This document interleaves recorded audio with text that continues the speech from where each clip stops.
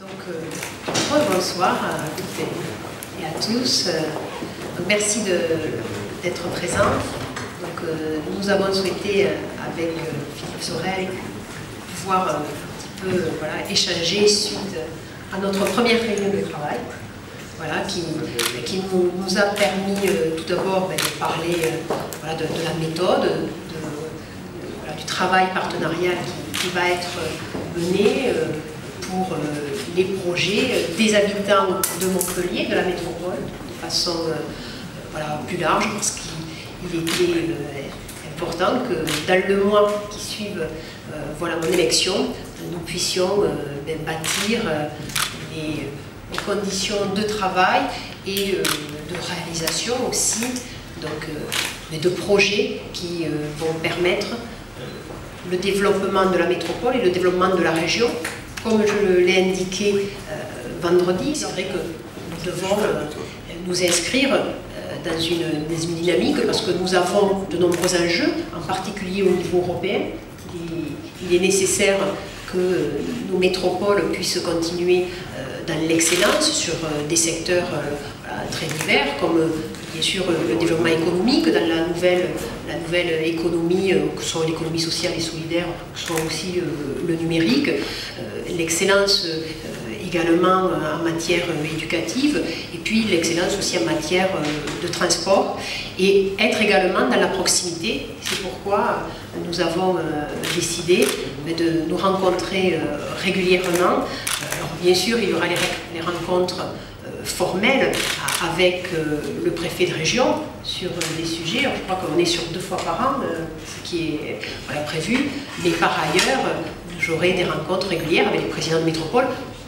C'est prévu d'ailleurs la première séance de travail jeudi également avec Jean-Luc Moudenc, et nous aurons vraiment ce partenariat qui sera au service sur plusieurs projets, au service des habitants, et travail que nous mènerons également avec le département, et le département de l'Hérault, parce que sur de nombreux sujets, nous avons à permettre en effet qu'il y ait une concertation qui soit efficace en termes de deniers publics, c'est-à-dire que la dépense publique soit efficace et que nous puissions, en particulier à travers le contrat de plan État-région, avancer sur des projets, mais pas uniquement. Mais c'est vrai qu'une des modalités de la coopération concerne ce fameux contrat de plan État-région. Mais je vais laisser Philippe Sorel compléter et après on rebondira.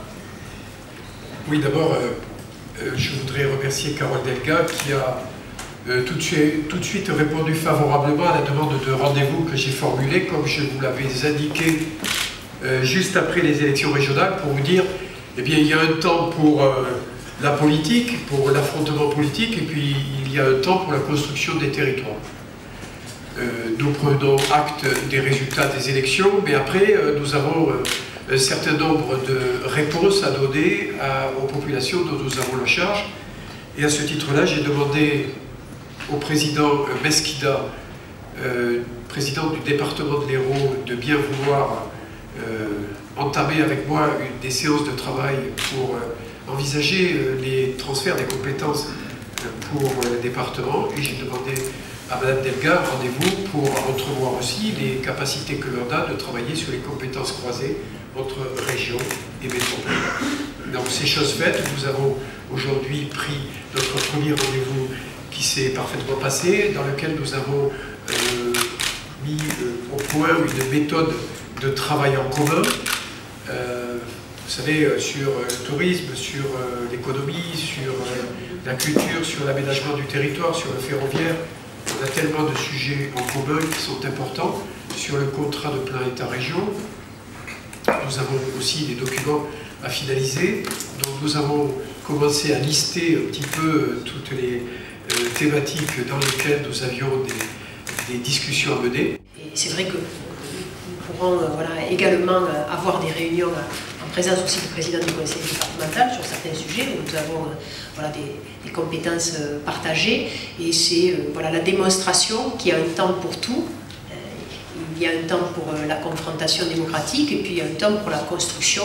Et moi, ce qui m'importe, c'est de démontrer ce que les habitants de Montpellier, de cette métropole, Nous sommes dans une dynamique favorable, nous avons des enjeux à réussir. Comme je l'ai toujours dit, pour notre région, nous sommes la seule région de France à avoir 2 métropoles. Et d'avoir 2 métropoles, c'est une chance, clairement. Ce n'est pas une concurrence, il faut sortir parfois de cette réduction qui veut être amenée, où on peut être dans une querelle stérile entre Toulouse et Montpellier. Les 2 maires l'ont démontré, ils sont dans une démarche là aussi de coopération. Et moi, en tant que présidente de région, ce que je souhaite, c'est qu'en effet, nous ayons 2 moteurs pour cette nouvelle région, qui sont les métropoles, que en tant que présidente de région aussi, je sois sur l'animation bien sûr du réseau des villes moyennes, puisque nous avons cette spécificité d'avoir un territoire qui est maillé par des villes moyennes, mais aussi sur les territoires ruraux, parce que nos concitoyens dans les territoires ruraux sont aussi en droit d'attendre des politiques d'équité territoriale en matière d'accès à l'éducation, sur les lycées, sur les CFA, en matière également d'accès à l'emploi. Donc là, vous avez même, je vais à Matignon puis à l'Élysée justement pour travailler sur le plan de formation des demandeurs d'emploi. Donc nous savons qu'avec le taux de chômage qui est élevé dans notre région, là nous devons nous mobiliser pour qu'en matière de développement économique, nous soutenions les filières qui sont créatrices d'emplois.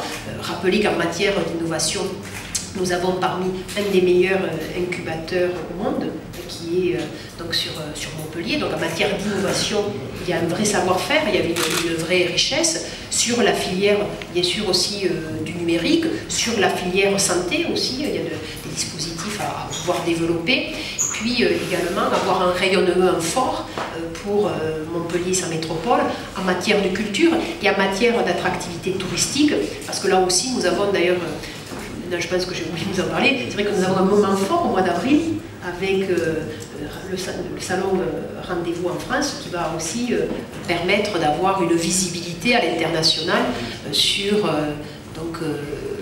Montpellier et sa région qui, alors je crois que c'est début avril, c'est ça, le 5-6 avril. Voilà, donc qui est un moment vraiment où tous les tours opérateurs, tous les acteurs du tourisme vont venir sur Montpellier et nous allons bien sûr avoir à travailler pour démontrer la dynamique économique, mais la dynamique culturelle, que ce soit en termes d'événements, mais que ce soit aussi en termes de patrimoine historique, mais également patrimoine environnemental. Et donc voilà les dispositifs et dans quelle disposition d'esprit nous sommes, être dans un travail partenarial au service des Montpelliérains et des Montpelliéraines et des habitants de la métropole. Vous étiez en désaccord concernant le CPER avec la région.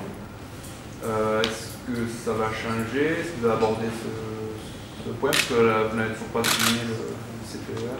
Donc, je l'ai dit tout à l'heure en préambule, on a évoqué ce point. Nous allons y travailler avec l'ensemble des services de la métropole et de la région pour parvenir à un accord sur l'ensemble des sujets, en sachant que tout ce qui concerne le conservatoire, les lieux tramway ne sont pas, on a déjà discuté de ça, mais on ne va pas aborder tous les sujets de façon précise ce soir, ne font pas partie du volet territorial du CPER qui est évalué à 30 millions d'euros. Mais si vous le permettez, on ne va pas entrer dans ce... avant que nous ayons pu en discuter plus avant, parce que on n'a pas fait une réunion de travail aujourd'hui. On a eu un rendez-vous pour évoquer une façon de travailler ensemble. Il n'y a pas une date limite pour la signature du CPER? Ça peut aller vite. Ça peut aller vite. Tout à fait. Nos services vont y travailler, puis on va se rencontrer. Et voilà, on est dans cette volonté de pouvoir mobiliser rapidement des projets. Et visiblement, des choses faisaient obstacle jusqu'à présent. Si vous deviez le résumer, M. Sorel, j'ai bien compris que vous n'aviez pas finalisé et travaillé sur cette question-là. Mais si vous deviez synthétiser ce qui faisait obstacle et la façon de lever cet obstacle. C'est trop compliqué, il y a trop de dossiers sur le contrat de plan État-région. Aujourd'hui, c'est une rencontre qui a pour but d'établir notre façon de travailler ensemble et de déterminer les interlocuteurs qui vont nous assister dans l'élaboration des dossiers que nous avons en commun et le CPER en est un. Est-ce Est-ce que vous avez évoqué ensemble la possibilité d'avoir des délégations de compétences de la région vers la métropole? Et bien sûr, la métropole va être associée, tout particulièrement dans les premiers temps là, qui vont débuter rapidement sur le schéma régional de développement économique et de l'innovation. Là, ce que nous avons convenu avec Philippe Sorel, c'est qu'il y ait en effet un travail en commun avec nos services de façon assez rapide pour bien engager ce schéma qui va avoir une importance toute particulière, mais sachant que nous avons amené et le schéma régional de développement économique, et le schéma des formations professionnelles, et le schéma aussi sur l'innovation, parce que je souhaite que toutes les thématiques du développement économique, de l'emploi, de la formation et de l'orientation soient traitées en même temps, parce que nous sommes conscients qu'il y a un enjeu fort sur notre territoire pour pouvoir avancer rapidement et pour pouvoir créer de l'emploi. La métropole a la possibilité de recevoir les compétences déléguées des départements, des régions et de l'État. Dans ce cadre-là, et en théorie, rien n'empêche une région de déléguer une compétence, tout ou partie, sur le territoire de la métropole. La compétence sur laquelle il peut y avoir une discussion, je ne dis pas qu'il y a une discussion, je dis qu'il pourrait y avoir une discussion, c'est la compétence économique. Mais je vous l'ai dit, aujourd'hui nous sommes vus pour la première fois dans ce contexte. Et donc, voilà, c'est une prise de contact qui matérialise un certain nombre de préceptes à suivre, de principes à suivre par lesquels nous allons travailler ensemble dans les semaines à venir. Alors peut-être pour le poser différemment, M. Sorel, quand même quelque part, quelles seraient vos priorités que vous allez avoir aujourd'hui dans les discussions que vous allez avoir? Quelles sont les 2-3 priorités? Je vais répondre simplement dans les discussions prioritaires qu'il y a, bien sûr, il y a le contrat de plan État-région et son volet territorial.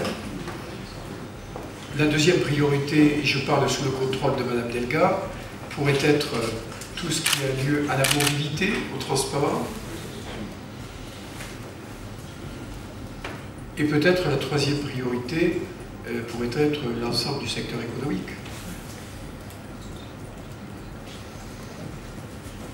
Alors, on a aussi la mobilisation des crédits européens et aussi le travail à mener dans le cadre du contrat de ville et de la politique ANRU.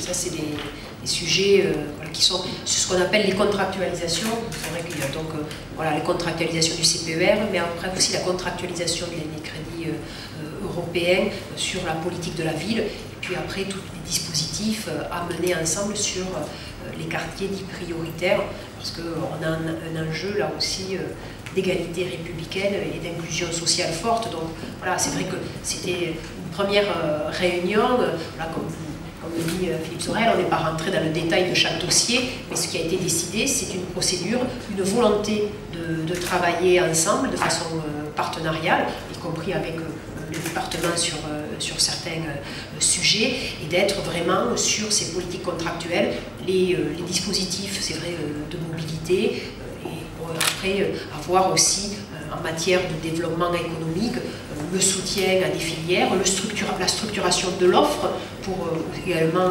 l'accueil des entreprises, et puis également tout un aspect sur les aspects culturels qui font que sur Montpellier, il y a de beaux projets et de belles ambitions. Est-ce qu'il y a une idée de calendrier? Est-ce qu'on sait à quelle fréquence on compte vous rencontrer? C'est pas du tout. Je pense qu'on va se voir d'ici fin février de nouveau. On va laisser un peu nos collaborateurs commencer à avancer dans les orientations qu'on leur a données, et ensuite on aura des rencontres régulières. Et voilà, je pense que d'ici 3 semaines, un mois maximum, on aura de nouveau une réunion de travail avec des ordres du jour là, qui seront plus précis. Philippe Sorel avait évoqué la création d'une super instance de coordination qui réunirait la région, le préfet de région et les 2 métropoles. L'avez-vous évoqué? Oui, mais tout à fait, mais d'ailleurs, ça on l'avait même évoqué, c'était le vendredi et samedi, lors des deux signatures, et donc moi je suis voilà, tout à fait favorable en tant que présidente de région, et c'est la fameuse instance dont j'ai parlé qui doit se réunir tous les 6 mois, avec les deux métropoles, le préfet et moi-même. Est-ce qu'au cours de votre rencontre, vous avez évoqué les 2 dossiers suivants, la gare de la Mogère et la Bretagne, comme ma chance, sur le Mont-Thérèse? Non, mais ce sont des sujets qui sont bien sûr à traiter, mais ce sont, voilà, mais ce que nous avons convenu, c'est qu'on les approfondirait, mais bien sûr qu'il y a ces sujets-là, mais ce n'est pas les seuls sujets. Nous avons aussi d'autres projets qui sont à venir, voilà, que ce soit, comme je vous l'ai indiqué, sur la dynamique qui a été développée par la métropole sur la French Tech, sur voilà, des aspects d'équipement culturel. Donc bien sûr, il y a un certain nombre de sujets que nous avons traités, dont ceux que vous venez de citer, mais pas uniquement. Voilà. Nous avons aussi parlé d'intermodalité, ça c'est des sujets, et puis nous avons parlé aussi de tous les modes de déplacement. C'est-à-dire, il y a le ferroviaire, il y a le tram, mais il y a aussi le volet routier qui est à traiter avec le département. Voilà. On a plusieurs sujets à traiter. Oui, mais vous savez, la campagne, c'est la campagne. Vous savez, les socialistes, ils n'ont pas été tendres et morts. Et quel est votre ressenti avec Madame Delga? Mais moi, j'ai d'excellentes relations avec Madame Delga. J'ai d'excellentes relations. Je suis dans un temps de construction du territoire. Donc Madame Delga, c'est Madame Delga. Mais Madame Delga, elle est présidente d'une grande région dans laquelle il y a 2 métropoles, dont Montpellier. Donc il faut différencier ce qui est du temps de la campagne électorale du temps de la gestion des institutions. Aujourd'hui, nous avons des institutions dont nous sommes responsables. Et j'essaie de construire la métropole de Montpellier avec le maximum d'atouts pour l'avenir. C'est pour cela que j'ai rencontré le président Mesquida pour envisager avec lui les délégations de compétences possibles sur la métropole. Et que de la même façon, j'ai demandé un rendez-vous à Carole Delga qui me l'a donné rapidement pour envisager les collaborations dans le cadre des compétences qui sont les nôtres et par le truchement desquelles nous avons à travailler ensemble. C'est tout simple. Après, oui, vous savez, on n'est pas tant. Au moins, ça a le mérite d'être clair. Vous savez, ce qui est le pire en politique, c'est le fanement discret des charentaises. Au moins, c'est clair. C'est en face.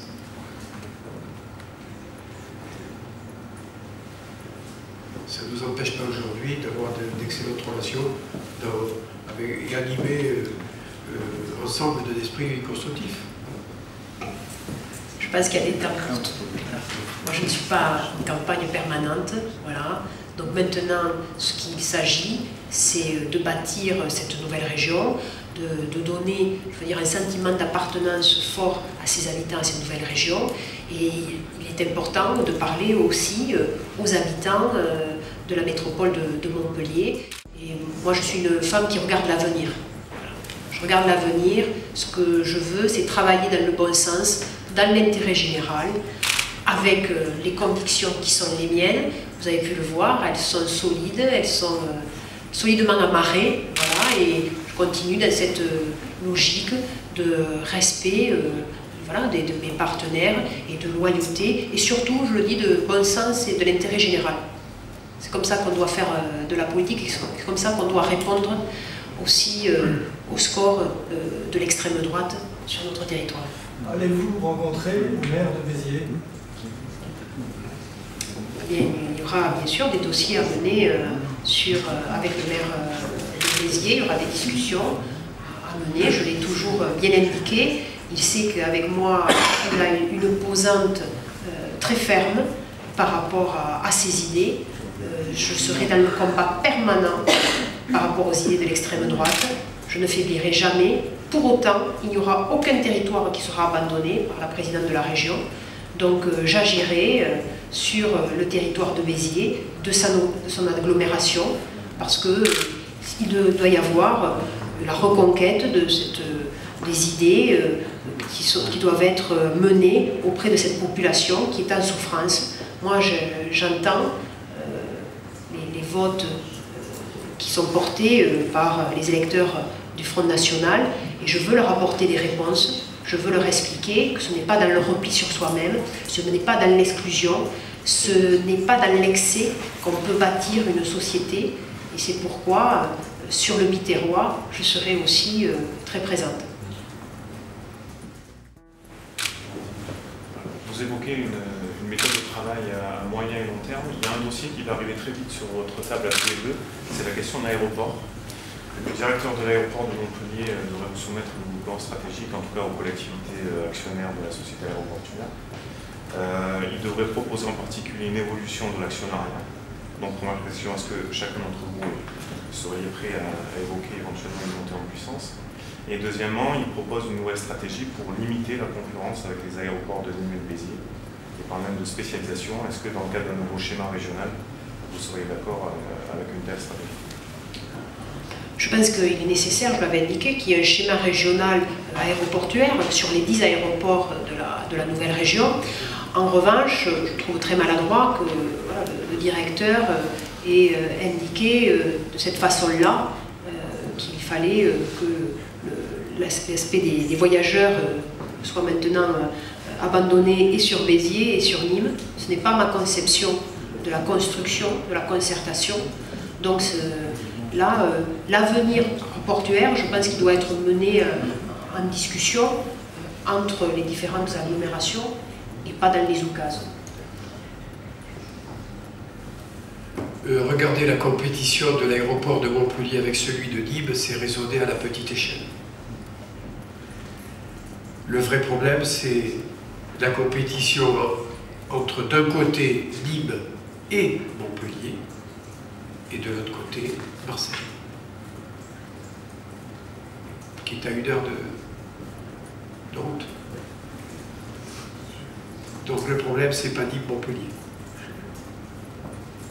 Parce que les compagnies low cost, quand elles partent de Nîmes ou de Montpellier, c'est parce qu'elles ont été rachetées par Marseille. Sur l'actionnariat, moi j'ai toujours dit que je n'étais pas fermé au niveau de la métropole à une discussion sur ce point. Merci, bonne soirée. Merci.